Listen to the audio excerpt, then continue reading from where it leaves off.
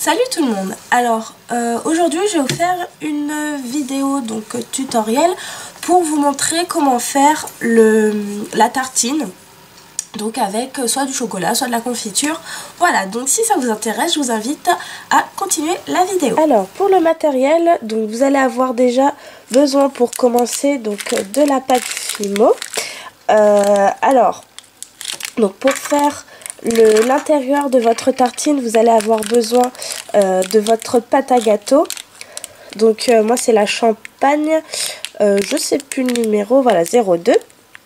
Donc Champagne 02 ou de la Prémo, comme voilà, donc de la Prémo en écru. Donc ça dépend quelle pâte vous préférez utiliser. Et pour faire le tour de votre tartine, soit vous utilisez en Fimo la couleur caramel numéro 7, ou bien en Prémo la Sienne brûlée, il me semble, Sienne naturelle. Voilà. Donc soit l'une soit l'autre, ce sont des couleurs qui se rapprochent. Moi je vais utiliser plutôt la Prémo. Voilà. Donc ça c'est ce qui concerne la pâte. Vous aurez également besoin couteau, cutter, scalpel comme d'habitude. Vous pourrez aussi avoir besoin d'une lame, longue lame comme ceci, mais c'est pas obligatoire. Vous verrez, moi je préfère l'utiliser, mais vous verrez qu'il n'y en a pas forcément besoin. Vous aurez également besoin soit de cure-dent, soit de quelque chose de pointu. Moi j'utilise un pic comme ceci en métal, mais vous pouvez utiliser les cure-dents, ça fait la même chose. Donc si vous utilisez des cure-dents, deux seront nécessaires, même un, ça vous suffit. Ouais, un seul ça vous suffira en fait. Voilà.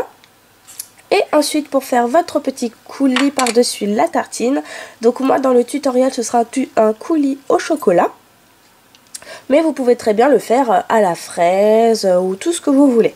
Donc vous aurez besoin soit d'un coulis fait maison dont je vous montrerai comment le faire. Ou alors, donc ça ce sera pour avant cuisson, donc ça pourra passer au four. Ou alors vous passez votre tartine au four et vous mettez ensuite votre coulis, donc chocolat, soit de la, enfin ce que vous avez. Moi j'ai Decomate au Padico, voilà. Donc c'est vous qui choisissez quel coulis vous voulez mettre, pardon. Voilà, donc on va passer tout de suite au tutoriel. Alors vous allez commencer par prendre votre pâte la pâte claire, donc soit champagne ou votre pâte à gâteau quoi. Alors avant de la manipuler, vous pouvez préalablement mettre du talc sur vos mains pour éviter toutes les taches sur toutes les poussières en fait sur votre pâte. Voilà, donc pendant que je vous parle, je suis en train de le faire. Voilà. Donc vous prenez votre pâte et vous allez en faire une petite boule. Une fois que vous l'avez assez bien malaxée, on va venir l'aplatir. Voilà, comme ceci.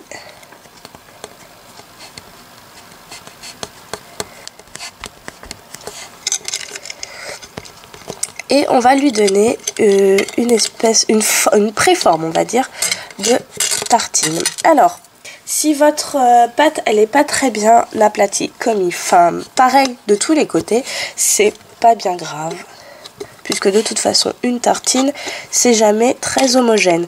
Donc ce que vous allez faire, c'est que d'un côté il faut vraiment que ce soit assez plat et de l'autre côté que se fasse un bout assez arrondi.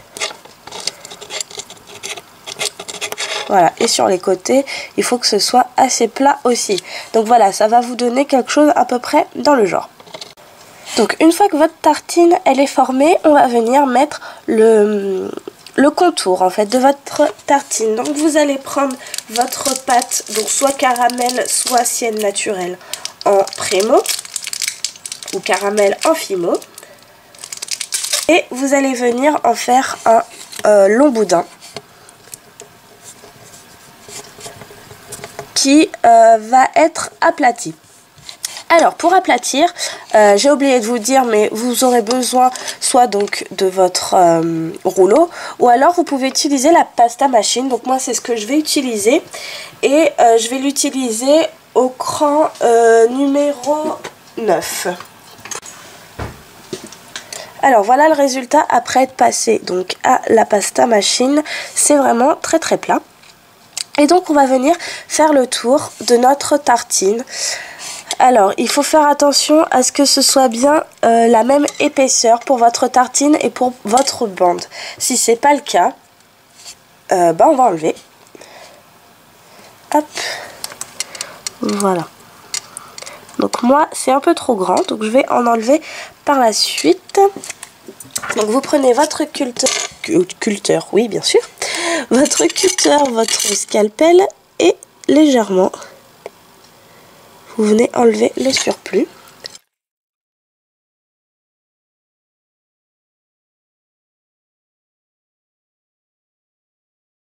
Là, ça devrait être bon. Et on va venir enrouler autour de votre tartine.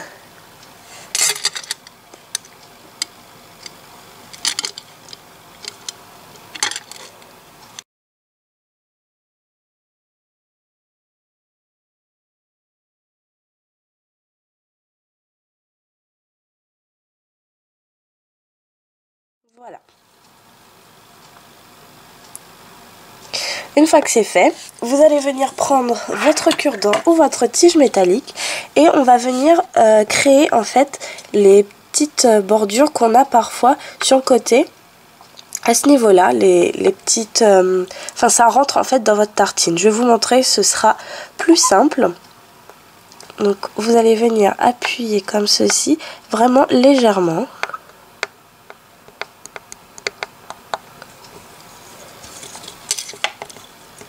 Voilà, donc il faut le faire des deux côtés.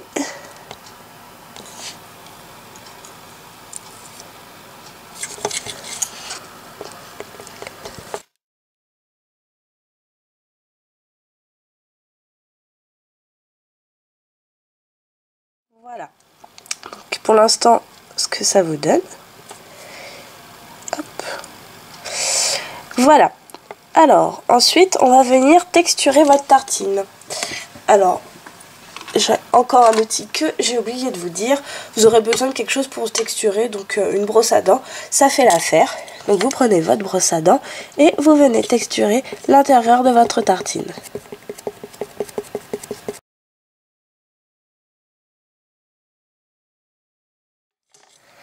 Voilà donc votre tartine qui est à peu près prête. Pas tout à fait, puisqu'on va encore mettre maintenant le coulis. Alors pour faire le coulis, moi je vais utiliser celui qui va se cuire directement au four, donc celui que j'ai fait main. Donc je vais vous montrer tout de suite comment il faut le faire.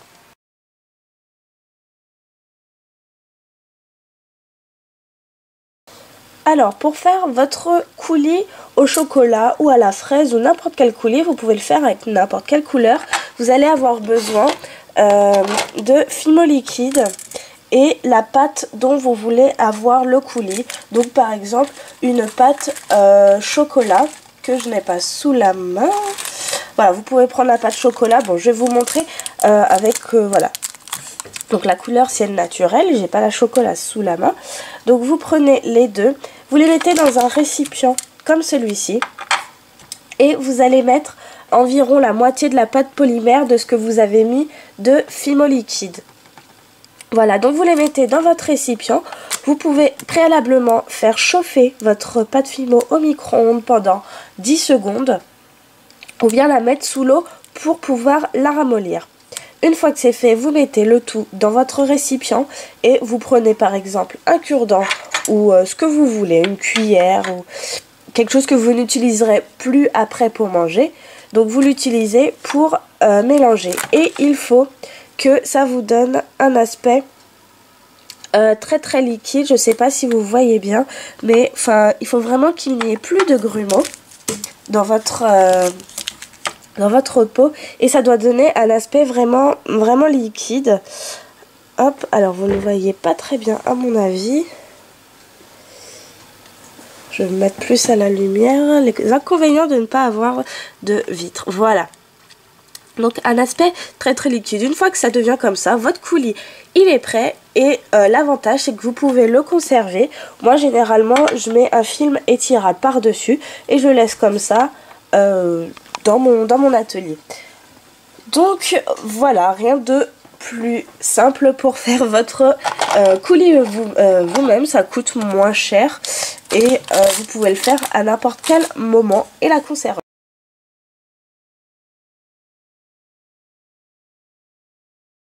Donc vous reprenez votre tartine et avec votre instrument pointu, donc votre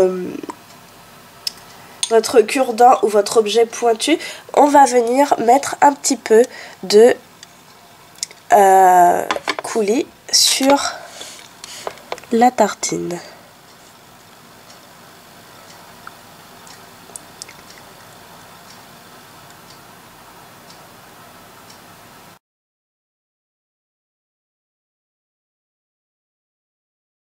Voilà le résultat pour l'instant.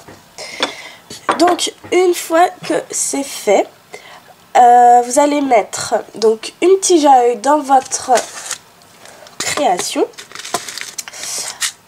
Alors une toute petite pour pas que ça dépasse. Si je retrouve les miennes ce serait mieux. Elles sont là. Voilà, donc ma tige à œil est mise. Et ce que j'ai oublié de faire, c'est l'aspect croqué. Donc je vais le faire maintenant. Si vous pouvez le faire avant, c'est encore mieux pour pas être gêné par la tige. Moi, ça devrait aller. Voilà, donc moi, c'est un emporte-pièce fleur que j'utilise pour faire l'aspect croqué.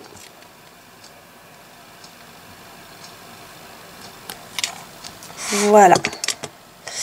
Et une fois que votre aspect croqué est fait, surtout ce qu'il ne faut pas oublier, c'est de texturer l'intérieur de là où ça a été croqué. Alors vu que ma tige métallique, elle est sale parce que j'ai mis du chocolat dessus, hop, je vais la texturer avec un cure-dent.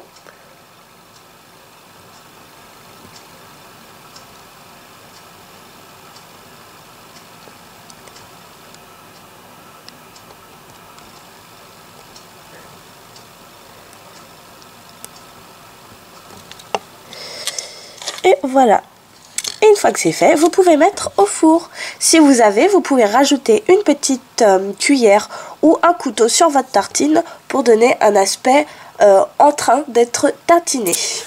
Voilà, le tuto est terminé. J'espère qu'il vous aura plu. Si vous avez des questions, comme d'habitude, surtout n'hésitez pas.